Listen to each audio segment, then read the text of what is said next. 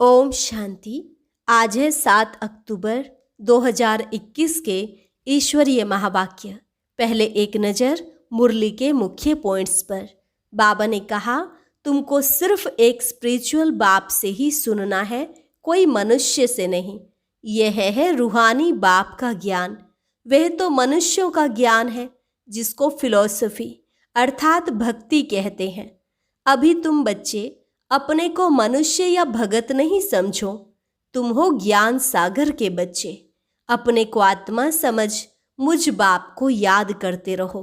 किसी भगत को ज्ञान सागर नहीं कह सकते, ना उनमें ज्ञान है ना वह ज्ञान सागर के बच्चे हैं। सदगति देने का ज्ञान सिर्फ एक बाप ही देते हैं, वही सर्व का सदगति दाता है। फिर बाबा ने कहा, ईश्वर को सर्वव्यापी कहने से ही धर्म ग्लानि हुई है, तभी तो गिरते आए हैं। तुम बच्चों को कोई से डिबेट नहीं करनी, तुम्हारा है रूहानी ज्ञान, बाकी सब है जिस्मानी ज्ञान।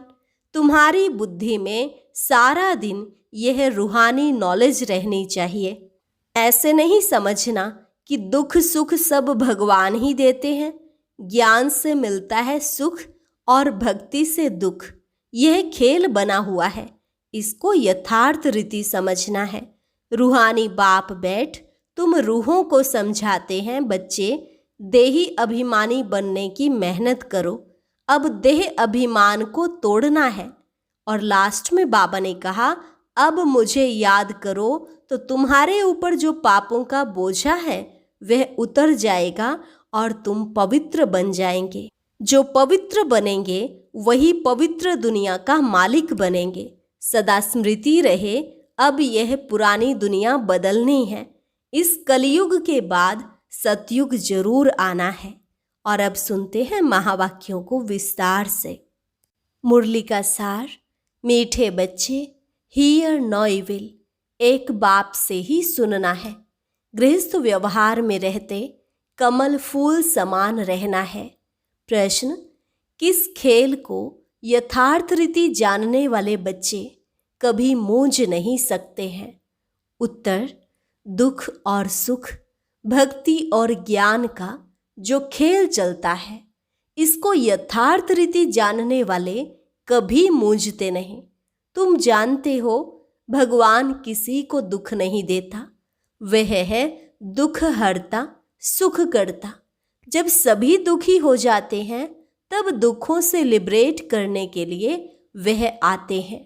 गीत, यह कौन आज आया सवेरे सवेरे। ओम शांति। बच्चों ने क्या सुना? भक्ति का गीत। भक्ति को अंग्रेजी में फिलॉसफी कहते हैं।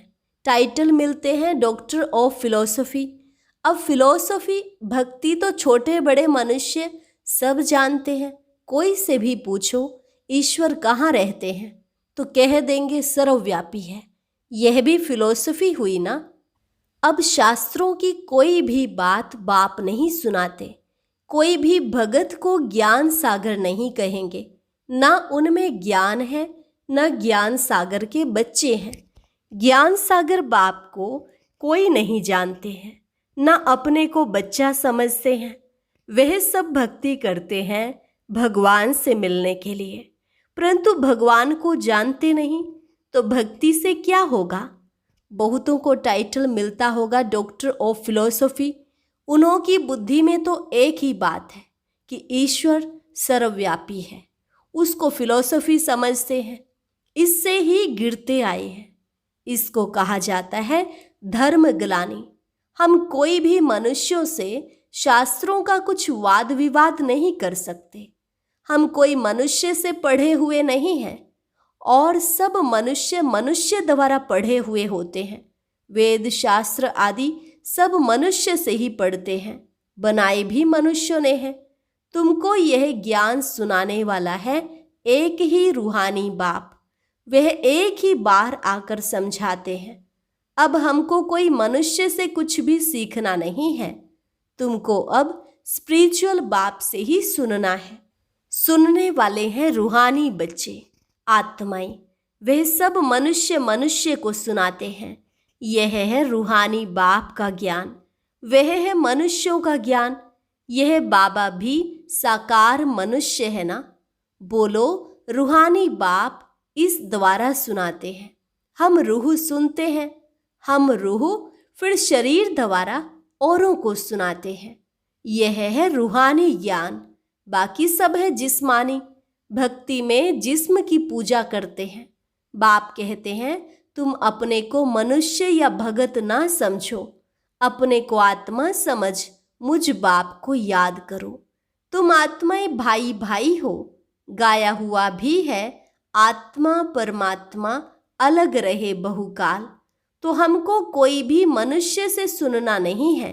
कोई सवाल पूछे तो बोलो, हमारा कोई शास्त्रों का ज्ञान नहीं है, हम उसको फिलॉसफी कहते हैं, अर्थात भक्ति मार्ग का ज्ञान है। सद्गति देने का ज्ञान सिर्फ एक बाप ही देते हैं। सर्व का सद्गति दाता एक ही गाया हुआ है। तो तुम बच्चों को कोई से डिबेट नहीं करनी है। बाप कहते हैं, ज्ञान की अथॉरिटी, ज्ञान सागर मैं हूँ। तुमको कोई शास्त्र आदि नहीं सुनाता हूँ। हमारा यह है रूहानी ज्ञान। बाकी सब है जिस्मानी ज्ञान। वह सत्संग आदि सब भक्ति मार्ग के लिए है। यह रूहानी बाप बैठ रूहों को समझाते हैं। इसलिए देही अभिमानी बनने में बच्चों को मेहनत लगती है। हम आत्माएं बाप से वर्षा लेती हैं। बाप के बच्चे जरूर बाप की ही गद्दी के वारिस होंगे ना। लक्ष्मी नारायण भी देहधारी हैं। उनके बच्चे जिस्मानी बाप से वर्षा पाते हैं। यह बात ही न्यारी है। सतयुग में भी जिस्मानी बात हो जाती है। वहाँ यह नहीं कहेंगे कि रूहानी बाप से वर्षा मिलता है। देह अभिमान को तोड़ना है। हम आत्मा है और बाप को याद करना है। यही भारत का प्राचीन योग गाया हुआ है। याद अक्षर हिंदी का है। तो यह नॉलेज तुमको अभी कौन देते हैं? यह कोई मनुष्य नहीं जानते। जन्म जन्मांतर मनुष्य मनुष्य से बात करते आए हैं। अभी रूहानी बाप रूहानी बच्चों से बात करते हैं, रूह सुनाते हैं। इसलिए इसको रूहानी स्पिरिचुअल नॉलेज कहा जाता है। गीता को भी वह स्पिरिचुअल नॉलेज समझते हैं, परंतु उसमें नाम कृष्ण देहधारी का डाल दिया है। बाप कहते हैं कि कोई भी मनुष्य में यह नॉलेज हो नहीं सकती। कभी भी कोई तुमसे डिबेट करते हैं तो बोलो, यह है तुम्हारा भक्ति का ज्ञान, मनुष्यों के बनाए हुए शास्त्रों का ज्ञान। सत्य ज्ञान तो एक ज्ञान सागर बाप के पास ही है। वही खुद नॉलेज दे रहे हैं। उन्हें सुप्रीम बाप कहते हैं। पूजा भी उस निराकार की होती है। अगर और निराकारियों की पूजा होती है तो वह भी उनके बच्चे ही हैं। मिट्टी का शालिग्राम बनाकर पूजा करते हैं, रुद्र यज्ञ रचते हैं। तुम जानते हो वह परमपिता परमात्मा निराकारी दुनिया में रहते हैं। हम आत्माएं भी वहाँ रहती हैं। वह ज्ञान का सागर आकर ज्ञान सुनाए सबकी सद्गति कर देते हैं। वह है परे ते परे रहने वाला परम पिता परमात्मा। सभी आत्माएं ब्रदर्स को पार्ट मिला हुआ है, जो फिर शरीर धारण कर भाई बहन बनते हैं। आत्मा सब एक बाप के बच्चे हैं। आत्मा जब शरीर धारण करती है तो स्वर्ग में सुख और नरक में दुख को पाती है। यह क्यों होता है? समझाया जाता है ज्ञान और भक्ति। वह है दिन, वह है रात। ज्ञान से सुख, भक्ति से दुख। यह खेल बना हुआ है। ऐसे नहीं कि दुख सुख सब भगवान ही रचते हैं। भगवान को बुलाते ही तब हैं जब दुखी होते हैं। समझते हैं वह सुख देने वाला है। फिर जब सुख का समय पूरा होता है, फिर रावण 5 विकारों के कारण दुख शुरू होता है। यही खेल है जिसे यथार्थ रीति समझना है। इसे ही रूहानी ज्ञान कहा जाता है। बाकी है सब जिस्मानी ज्ञान। वह हम सुनना नहीं चाहते हैं। हमको हुक्म मिला हुआ है सिर्फ मुझ निराकार बाप से ही सुनो। बाप कहते हैं हियर नो इविल। हम एक भगवान से सुनते हैं, तुम मनुष्यों से सुनते हो। रात दिन का फर्क है। बड़े बड़े विद्वान शास्त्र आदि पढ़ते हैं, वे तो हमने भी बहुत पढ़े। अब भगवान कहते हैं तुमने गुरु बहुत किए हैं, अब उनको छोड़ो। मैं जो सुनाता हूं वह सुनो। भगवान है ही निराकार, उनका नाम है शिव। अभी हम उनसे सुन रहे हैं। बाप खुद अपना परिचय और अपनी रचना के आदि मध्य अंत का परिचय देते हैं। फिर हम आपसे शास्त्रों आदि की बातें सुने ही क्यों? हम आपको रूहानी नॉलेज सुनाते हैं। सुनना हो तो सुनो, मूझने की तो कोई बात ही नहीं। सारी दुनिया है एक तरफ और तुम कितने थोड़े हो। बाप अब कहते हैं मुझे याद करो तो तुम्हारे ऊपर जो पापों का बोझा है वह उतर जाएगा और तुम पवित्र बन जाएंगे। जो पवित्र बनेंगे वही पवित्र दुनिया के मालिक बनेंगे। अभी पुरानी दुनिया बदलनी है। कलयुग के बाद सतयुग आना है। सतयुग है पावन दुनिया। कलयुग में ही मुझे बुलाते हैं कि आकर पावन दुनिया बनाओ। सो मैं अब आया हूँ, माँ में कमी याद करो। अब दुनिया बदल रही है। यह अंतिम जन्म है। इस पुरानी दुनिया में आसुरी राज्य खलास हो, राम राज्य स्थापन हो रहा है। इसलिए अब अंतिम जन्म गृहस्थ व्यवहार में रहते कमल फूल समान पवित्र बनो। यह विषय सागर है ना। कमल फूल पानी के ऊपर रहता है, तो अब तुम गृहस्थ व्यवहार में रहते कमल फूल के समान पवित्र बनो। तुम बच्चे जानते हो हम राजाई स्थापन कर रहे हैं। अभी सारी दुनिया बदलनी है। वह धर्म स्थापक सिर्फ अपना अपना धर्म स्थापन करते हैं। पहले वह पावन होते हैं, फिर पतित बनते हैं। सतगुरु तो एक ही सद्गति दाता है। मनुष्य गुरु करते ही तब हैं जब सद्गति में जाना चाहते हैं। जब पाप बहुत होते हैं तब रूहानी बाप ज्ञान सुनाते हैं। भक्ति का फल ज्ञान तुमको भगवान से मिलता है। भगवान कोई भक्ति नहीं सिखलाते हैं, वह तो ज्ञान देते हैं। कहते हैं मामेकम याद करो तो तुम्हारे विकर्म विनाश होंगे और कोई पावन बनने का रास्ता ही नहीं। नई दुनिया में सब स्वर्गवासी थे, अब पुरानी दुनिया में सब नरकवासी हैं। इसलिए बाप कहते हैं मैं सबका उद्धार करने आता हूँ। मैं ही आकर रूहानी ज्ञान देता हूँ। बाप अपना परिचय दे रहे हैं, मैं तुम्हारा बाप हूँ। अभी यह है नरक, नई दुनिया को स्वर्ग कहा जाता है। ऐसे कैसे कहेंगे कि यहाँ ही स्वर्ग नरक है? जिनको बहुत धन है वह स्वर्ग में है। स्वर्ग तो होता ही है नई दुनिया में, यहाँ स्वर्ग कहाँ से आया?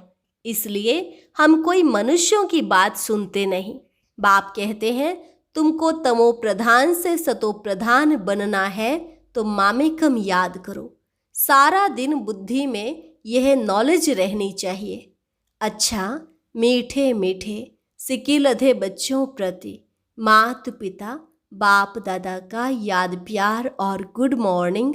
रूहानी बाप की रूहानी बच्चों को नमस्ते। रूहानी बच्चों की रूहानी बाप दादा को नमस्ते नमस्ते, गुड मॉर्निंग। धारणा के लिए मुख्य सार। पहली पॉइंट, एक बाप से ही रूहानी बातें सुननी है। किसी से दूसरी बातों का वाद विवाद नहीं करना है।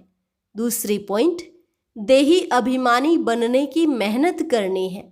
सतो प्रधान बनने के लिए एक बाप की याद में रहना है।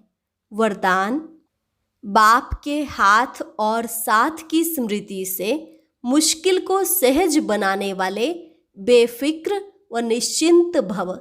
बाप के हाथ और साथ की स्मृति से मुश्किल को सहज बनाने वाले बेफिक्र व निश्चिंत भव। जैसे किसी बड़े के हाथ में हाथ होता है तो स्थिति बेफिक्र व निश्चिंत रहती है। ऐसे हर कर्म में यही समझना चाहिए कि बाप दादा मेरे साथ भी हैं और हमारे इस अलौकिक जीवन का हाथ उनके हाथ में है, अर्थात जीवन उनके हवाले है, तो जिम्मेवारी भी उनकी हो जाती है। सभी बोझ बाप के ऊपर रख अपने को हल्का कर दो। बोझ उतारने और मुश्किल को सहज करने का साधन ही है बाप का हाथ और साथ। स्लोगन: पुरुषार्थ में सच्चाई हो तो बाप दादा की एक्स्ट्रा मदद का अनुभव करेंगे।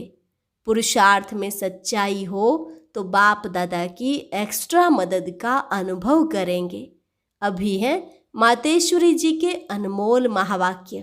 पहली पॉइंट है ज्ञान, योग और दैवी गुणों की धारणा जीवन का आधार है। यह तो अपने को निश्चय है कि परमपिता परमात्मा द्वारा हमें नॉलेज मिल रही है। इस नॉलेज में मुख्य 3 पॉइंट हैं जिसके लिए अपने को पूरा पुरुषार्थ करने का ध्यान रखना है। इसमें पहले है योग अथवा ईश्वरीय निरंतर याद, जिससे विकर्मों का विनाश होता है। दूसरा है ज्ञान, माना इस सारे ब्रह्मांड सृष्टि के आदि मध्य अंत कैसे होती है। जब यह नॉलेज हो तभी इस लाइफ में प्रैक्टिकल चेंज आ सकती है और हम भविष्य प्रारब्ध अच्छी बना सकते हैं। तीसरी पॉइंट है क्वालिफिकेशन, तो हमको सर्वगुण संपन्न 16 कला संपूर्ण अवश्य बनना है, तभी देवता बन सकते हैं। तो अपने आप को चलते फिरते, खाते पीते इन तीनों पॉइंट पर ध्यान देना जरूरी है। इस एक ही जन्म में ज्ञान बल, योग बल और दैवी गुणों की धारणा की जाती है। तीनों का आपस में कनेक्शन है। ज्ञान बिगर योग नहीं लग सकता और योग बिगर दैवी गुणों की धारणा नहीं होती। इन तीनों पॉइंट पर सारी जीवन का आधार है, तभी विकर्मों का खाता खलास हो, अच्छे कर्म बनते हैं। इसे ही ईश्वरीय जीवन कहा जाता है। दूसरी पॉइंट है भारत का प्राचीन योग परमात्मा द्वारा सिखाया हुआ है। अपना यह ईश्वरीय योग भारत में प्राचीन योग के नाम से मशहूर है। इस योग को अविनाशी योग क्यों कहते हैं? क्योंकि अविनाशी परमपिता परमात्मा द्वारा सिखाया गया है। भले योग और मनुष्य आत्माएं भी सिखाती हैं, इसलिए योगाश्रम वगैरह खोलते रहते हैं, परंतु वो प्राचीन योग सिखला नहीं सकते। अगर ऐसा योग होता तो फिर वो बल कहाँ? भारत तो दिन प्रतिदिन निर्बल होता जाता है। इससे सिद्ध है वह योग अविनाशी योग नहीं है। जिसके साथ योग लगाना है वह खुद ही सिखला सकता है, बाकी औरों से तो योग लगाना ही नहीं है, तो फिर सिखलाएंगे कैसे? यह तो स्वयं परमात्मा ही कार्य कर सकता है, वही हमें पूरा भेद बता सकता है। बाकी तो सब तरफ कहते रहते हैं हम योग सिखलाएंगे। यह तो हम जानते हैं कि सच्चा योग तो खुद परमात्मा ही सिखलाए। सूर्यवंशी चंद्रवंशी घराना व दैवी राज्य स्थापन करते हैं। अब वो प्राचीन योग परमात्मा आकर कल्प कल्प हमें सिखलाते हैं। कहते हैं हे आत्मा, मुझ परमात्मा के साथ निरंतर योग लगाओ तो तुम्हारे पाप नष्ट हो जाएंगे। अच्छा, ओम शांति। आज की अव्यक्त मुरली जरूर सुने। उसके लिए ऊपर दिए गए बॉक्स को टच करें।